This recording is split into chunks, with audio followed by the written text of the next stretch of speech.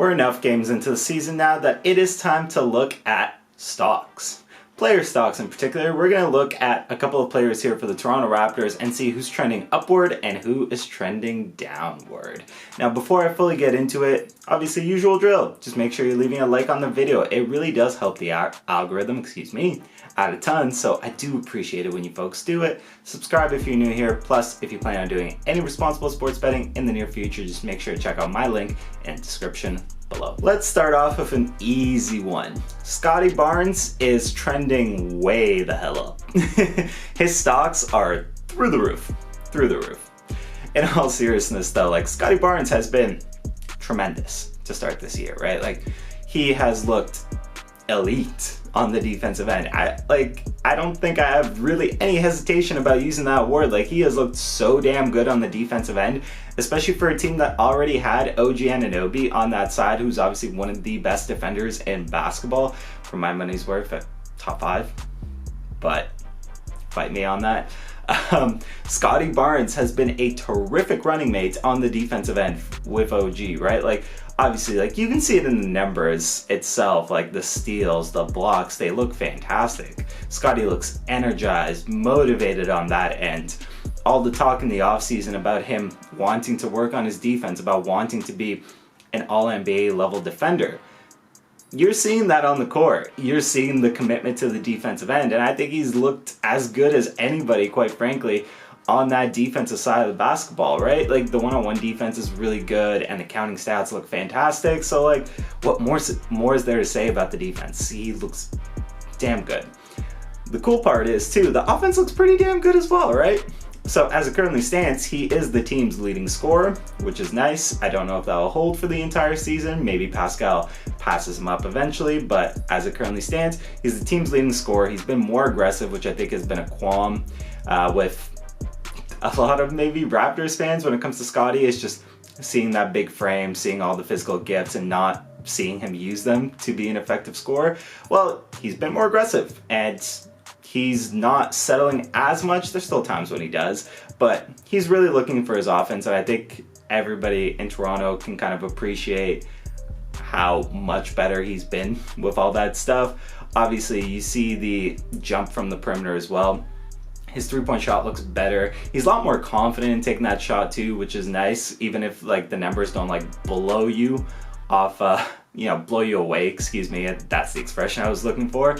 He looks a lot more confident taking that shot. You can tell he worked on that in the offseason. So by all accounts, truly, Scottie Barnes is trending upwards more, I'd say, than anybody else on this team. Quite frankly, it's not even close.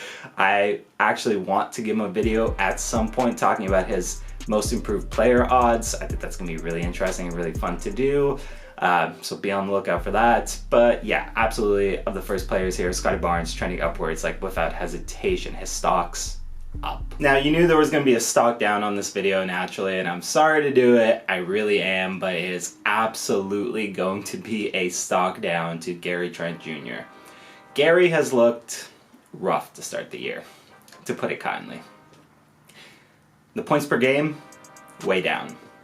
The shooting percentage from the field at the time of this recording, 37%. Yikes. Funny enough, actually, his three-point percentage is holding relatively okay, but just Gary has not been good to start the season. And there's reasons why. I think obviously there's a natural explanation for this, and then also reasons why you can maybe be a little optimistic about where things go moving forward. To start with Gary Trent Jr., I don't know how I feel about him in the bench role, right? So I find the problem with Gary is he's coming off the bench, and Gary is somebody that thrives off of having, like a Pascal Siakam to play off of regularly, right? Like matching his minutes to Pascal is quite frankly how you get the most productive version of Gary Trent Jr., I'd say 9 times out of 10. Whereas like in the bench role, a lot of times like he's maybe asked to do a little bit more creation than he's comfortable with, and that's just not his game. He's more of a, I don't know if play finisher is the expression that I want to use here, but again, like just he feeds off of other players' offense more than he creates his own. So when you're asking him to create more than, he's capable of, he doesn't do well. He struggles, right?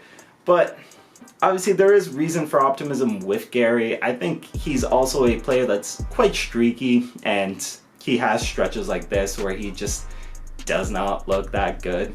And then he bounces back, all of a sudden he has a torch under him and he evens it out. So I think he's had a rough start.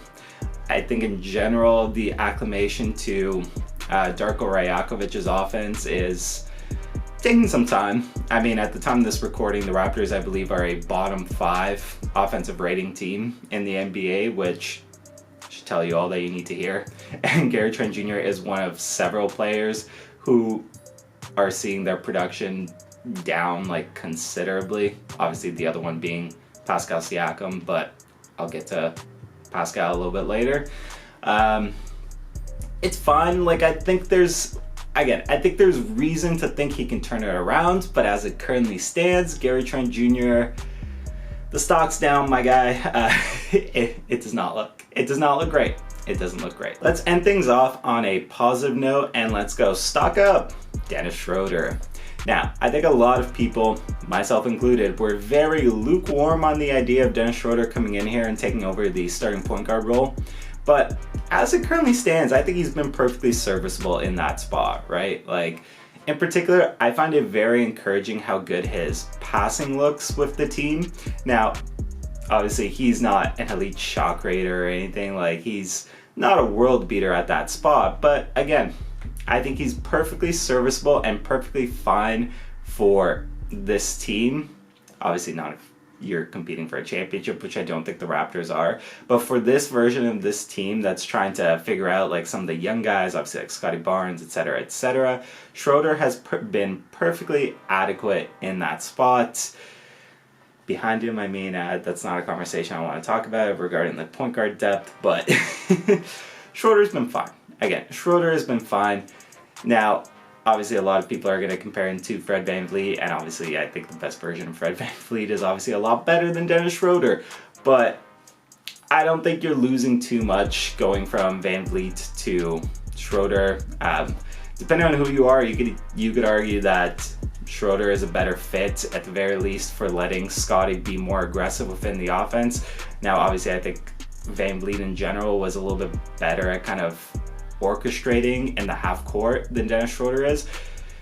Fight me in the comment section on that if you want. I don't care. Houston's doing well, so.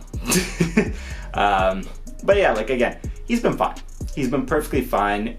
I don't think there's as big of a drop off as there could have been at that spot. So I like the early returns from Dennis Schroeder. Quite frankly, I feel reasonably confident thinking that he's going to be a perfectly serviceable starting point guard for this team all year.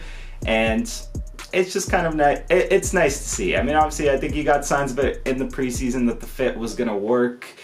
Not that, you want to be putting too much stock into the preseason, but the fit looked good then. The fit still looks pretty decent now. So, Dennis Schroeder, take your stock up. I'm sorry. Sorry for not believing in you as much as you deserved. Now, some people are going to sit there and wonder, where's Pascal Siakam? You said earlier in the video that you were going to talk about him. And I will briefly touch upon him. So for the most part, those are the 3 players that I did want to cover in terms of trending upward or trending downward.